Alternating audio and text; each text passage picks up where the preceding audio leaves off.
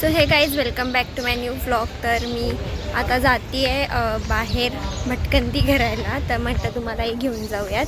आज सॅटर्डे आहे आणि वीकेंड स्टार्ट झाला आहे. सो बाहेर जाते आहे. बाहेर म्हणजे अटल बिहारी स्मृती उद्यान आहे बोरिवलीला. तर तिकडे विजिट करणार आहे मी. आज तिकडे जाणार आहे.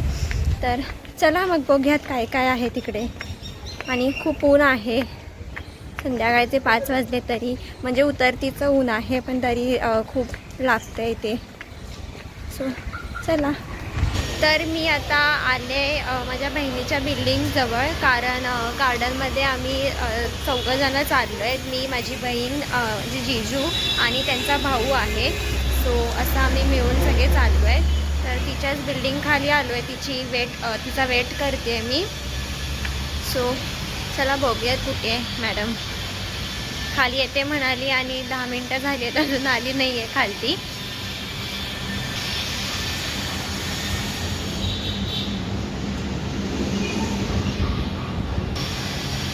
खालतीच थांबते मी, वर नाही जाते, कारण ती रेडीच आहे, येते म्हणाली आहे पटकन. सो तिचा वेट करूयात. तर इथे ना तिच्या सोसायटी पणची सुंदर अशी मूर्ती आहे. एकदम प्रसन्न वाटते इथे आल्यावरती. खूप छान सुंदर मूर्ती आहे. तर मॅडम आता उतरत आहेत खालती. आल्या. देव कुठे? अच्छा. आणि अभि? तो पण त्यांच्यासोबत. ओके. मग आपल्याला बाहेर जायचं आहे का? हां, बाहेर जाऊन इथेच थांबूया, नाही तर ते येते नाश्ता. ठीक आहे. आपला मंगेश्वरा.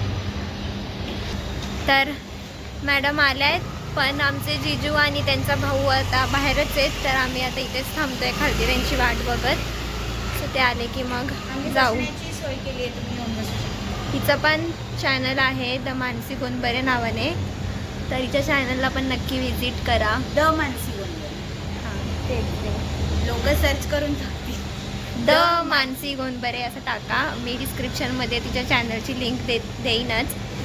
सो चला, मॅडमचा वेट करून झाला. आता दोघांचा वेट अजून बाकी आहे. तर ज्यांची प्रतीक्षा होती ते आलेले आहेत. हे हाय कर. हॅलो गाय. आणि हा अभि पण आलेला आहे.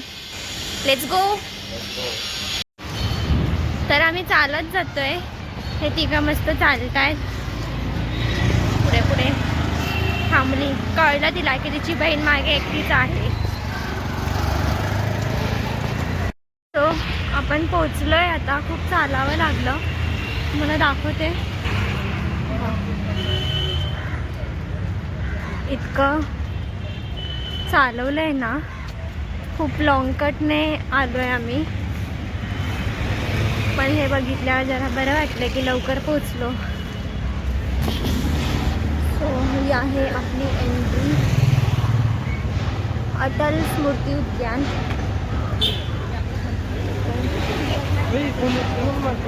चला, मी पण ब्लॉग करते. इथे न्यू फ्रेंड आम्हाला जॉईन झाला आहे. तर आता आपण एंट्री करतोय. इथून फ्री एंट्री आहे.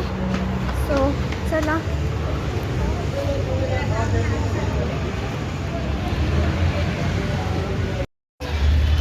ओके. तर आम्ही बाहेर आलो आहे तिकडून. आतमध्ये ॲक्च्युली शूट करायला लावलं नव्हतं. सो जमतील त्याचे फोटो घेतलेत. तर ते मी तुमच्यासोबत इथे शेअर करेन.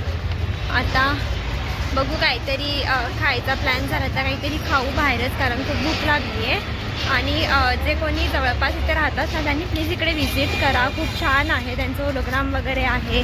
सो कृष्णमंजुषा असा त्यांचा खेळ पण आहे तिकडे. सो इकडे जवळपास ना, ज्यांना पॉसिबल असेल बोरिवलीमध्ये येणारे असतील तर प्लीज या आणि व्हिजिट करा. सो चला, काहीतरी खाऊयात. भूक लागली आहे. तर इकडे एक भेळवाले दादा दिसले. सो त्यांच्याकडे आता भेळ खातोय, कारण प्रचंड भूक लागली आहे. सो ऑर्डर वगैरे तर दिली आहे. आता वेट करतोय ते येण्याचा. फायनली भेळ आली आहे. आता खाते, जाम भूक लागली.